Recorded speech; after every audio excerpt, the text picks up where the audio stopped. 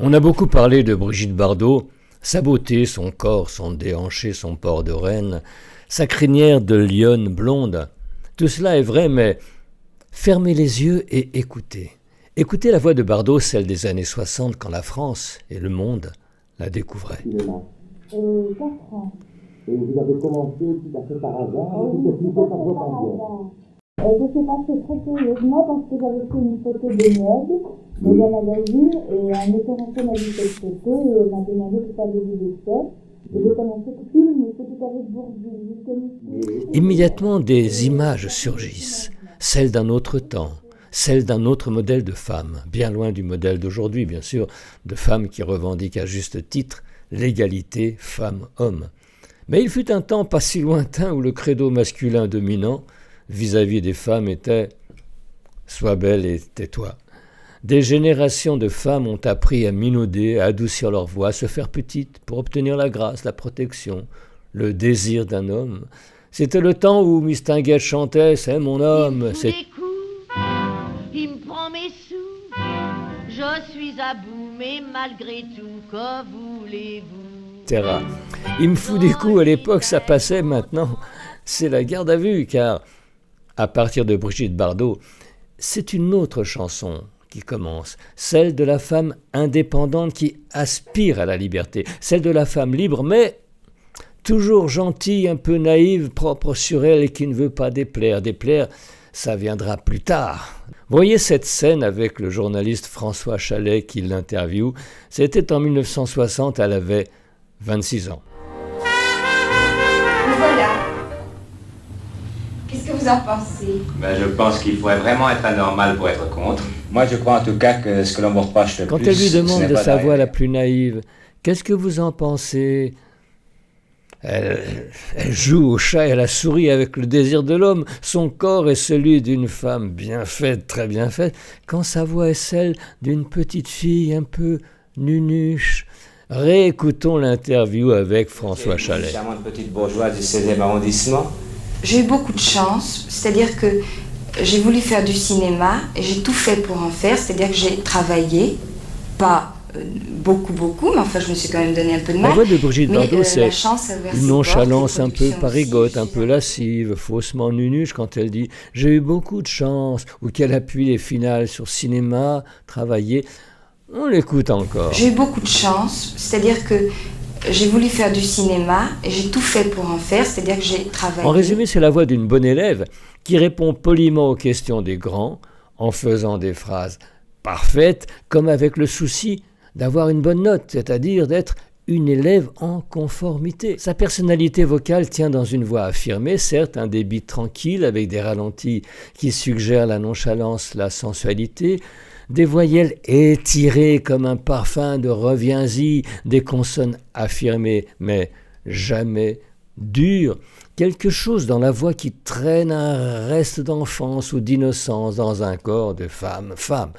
Tout est dit du bout des lèvres avec un visage quasi statique comme pour ne rien bousculer dans l'harmonie esthétique des traits. Ce n'est pas une voix qui revendique, c'est une voix qui énonce comme à regret, donc en se cachant pour ne pas en dire trop ou trop fort. Brigitte Bardot m'évoque Marilyn Monroe, une autre personnalité équivoque, dans ce jeu de bascule entre la femme et l'enfant. I was working on a set in Hollywood. And one of the look writers came over to the set one day and asked me if I'd like to look at... On entend ici Marilyn comme avec une voix d'enfant. Brigitte et Marilyn utilisent toutes les deux le même levier de la fragilité ingénue pour appeler le désir et ou la protection de l'homme, bien sûr. Elles ont incarné en leur temps cette présence troublante de la femme qui dit une chose quand son corps en dit une autre, à la manière d'une jolie bombe dans un joli paquet cadeau avec un joli ruban. Ce qui compte, au fond, ce n'est pas les mots ni ce qui est dit, mais ce qui est montré. En réalité, Brigitte Bardot est une indépendante qui joue les fausses ingénues, mais pour son profit. C'est elle qui décide de sa vie, qui fait jeu égal avec les hommes, qui les choisit et qui les quitte, jusqu'au jour où elle quittera définitivement le cinéma pour se consacrer à sa fondation, pour les animaux. Pour l'heure, elle teste son image et son indépendance avec ce texte d'une chanson de Serge Gainsbourg « Je n'ai besoin de personne en Harley Davidson ». Bardot n'appartient à personne. Elle aspire à s'appartenir, à fuir une gloire qui devient contrainte et prison, comme elle le dit dans cette interview avec François Chalet. Si cette existence est supportable. Non.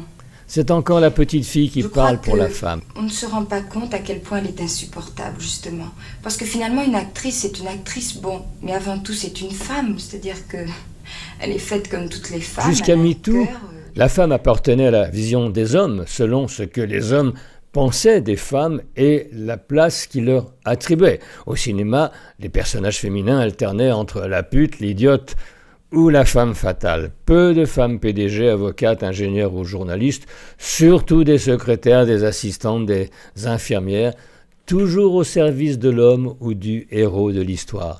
Ces marquages sont très forts, ils sont inscrits profondément dans l'inconscient collectif de beaucoup de femmes qui continuent de se battre en silence contre les stéréotypes de la vieille culture patriarcale avec la peur de déplaire, de décevoir, d'être mal entendu, de ne pas être à la hauteur. Ça s'entend dans des voix retenues, des petites voix de tête ou précipitées, ou manquant de confiance en soi, manquant de souffle.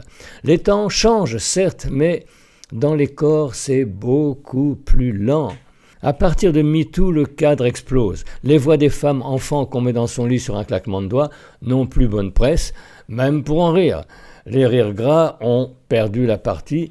Brigitte Bardot ne parlait pas au nom des femmes, elle parlait en son nom, au nom de sa liberté, de sa marque, de son triomphe personnel. Elle a incarné un temps la beauté rayonnante de la femme, française et décomplexée. Ensuite, ses opinions et ses propos relèvent d'une autre analyse qui n'est pas le sujet ici. Elle est une figure féminine majeure qui a aidé à la libération des corps en jouant sa partie, en fait, sans remettre en question le système. Aujourd'hui, la parole féminine s'affirme sur tous les fronts et fait parfois le coup de poing au sens propre et au sens figuré jusque dans les tribunaux. Chaque femme, désormais, peut revendiquer son droit à la parole dans le respect de sa vie privée ou de ses compétences. D'ailleurs, si la question de l'affirmation de soi et de la prise de parole sont un sujet pour vous, je vous invite à vous abonner à ma chaîne pour suivre mes conseils. Mieux encore, je vous invite à me rejoindre dans la formation que j'ai conçue en réponse aux questions de beaucoup de femmes.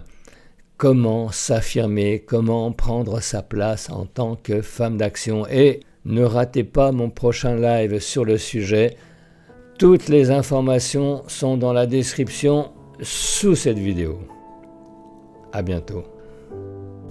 Si je pouvais servir à ce que ça ne se reproduise plus pour personne, je serais contente que ça me soit arrivé. J'ai peur que malheureusement le pli soit pris et que la presse continue, enfin le monde continue